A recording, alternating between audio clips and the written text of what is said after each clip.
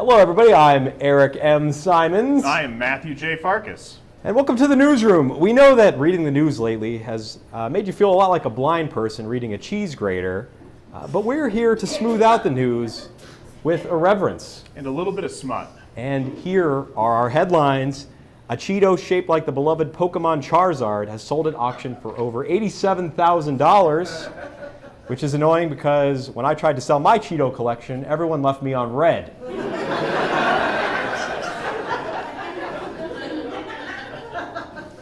In other Cheeto-related news, staff at an Indiana post office discovered dozens of Cheeto bags filled with meth. Police don't know who was responsible, but they have their suspicions. President Trump announced that they'll be allowing corporate sponsorship of the annual Easter egg roll on the White House lawn. Now their Easter bunny will be replaced with the Mucinex germ.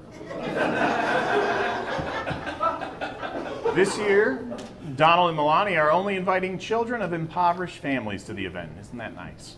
Right before the hunt, they said, "May the odds be ever in your favor." Peeps is bringing back Peep-flavored milk for Easter. And man, I feel bad for the guy that has to milk the Peep. That is truly the stuff of nightmares. A recent NBC poll shows a dismal 27% approval rating for the Democrats. Many Democrats are losing faith in Senate Minority Leader Chuck Schumer, seen here denying he sent those dick pics and instantly regretting adding, "You can't prove it." He's become so toxic that even his glasses are trying to distance themselves from him. The CEO of Ben & Jerry's has been fired for his refusal to remove DEI policies.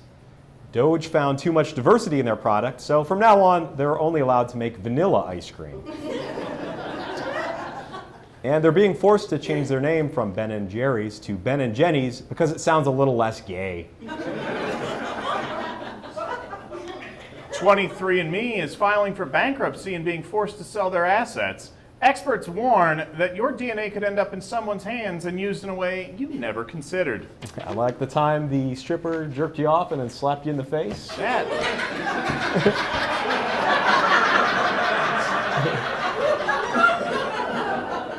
Joke's on everybody else. That stripper is now my wife.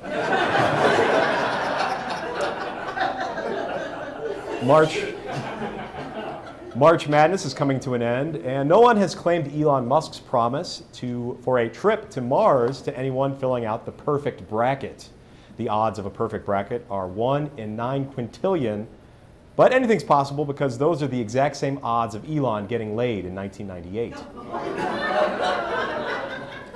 A Colorado family received an angry letter from a neighbor over the MAGA sign in their yard. The letter threatened to burn their house down if they didn't remove the sign. And look, regardless of your party affiliation, this is America. We don't settle our political differences by threatening to burn the house down. We do it by storming the house.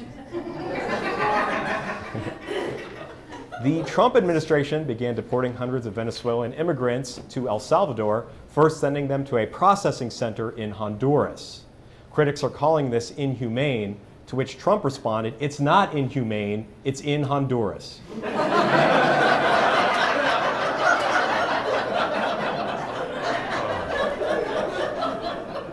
The second annual Florida Man Games took place last month. It's a bizarre competition inspired by the state's reputation for eccentric news stories. It includes games like the evading arrest obstacle course, the sumo beer chug cage match, and my personal favorite, eat the butt. Yes, a pork butt eating contest, eat the butt.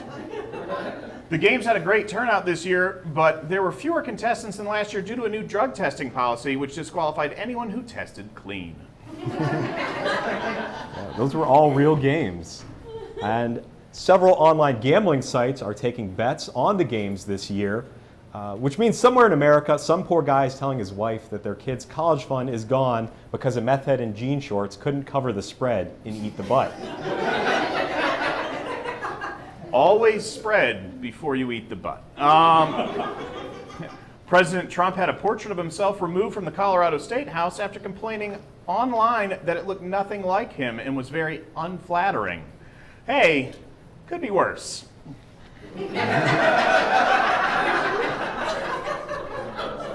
A recent report found that as of 2024, nurses currently have the most job security. The position with the least job security? National Security Advisor to the President. Yes, that's right. In one of the biggest security breaches in recent memory, National Security Advisor Michael Waltz, seen here realizing it's more than a fart, accidentally added journalist Jeffrey Goldberg to a text thread that included targets and timing for an airstrike in Yemen.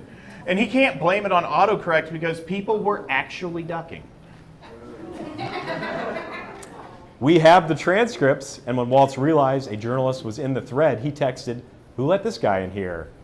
To which Pete Hegseth responded, "Yeah, JD doesn't belong in here." And Trump said, "I agree." JD sent a sad face emoji. And Putin said that he was having a hoot. It was a maneuver so dumb that the journalist thought it had to be a prank until he saw the bombs dropping on the news. Like, what's dumber than that is the White House press secretary said, "It's not classified, there were no attack plans, so you can post it." So Goldberg posted it, and it did contain attack plans. This is like getting caught watching porn and being like, "Look, check my browser history, it's clean." And it's 87% porn, and the rest of it is attack plans for Yemen that for some reason you shared with Jeffrey Goldberg. By the way, Eric, thanks for letting us use your browser history for this show. Anytime. Yep. I love that stuff.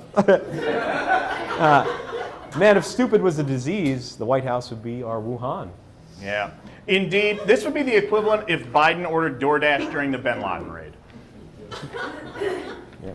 President Trump is supporting Waltz, even asking him to lead the investigation into the leak. That headline again, Trump asks Waltz to probe himself. And, oh, he can go probe himself, all right.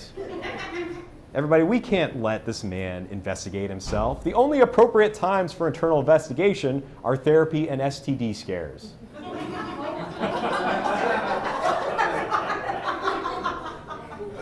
That image haunts my brain. Speaking of searching cavities, a Catholic hospital in Ohio is facing charges after refusing a police order to search a man's anal cavity for drugs.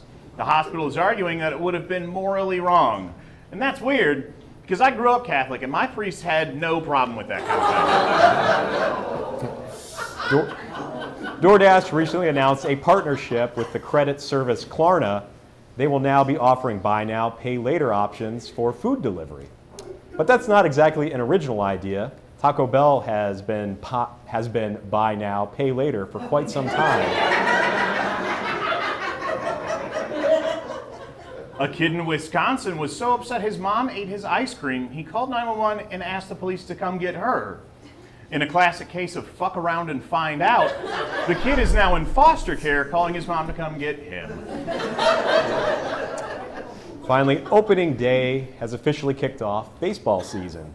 Last year's champs, the LA Dodgers, returned in typical Hollywood fashion with a live performance from Ice Cube.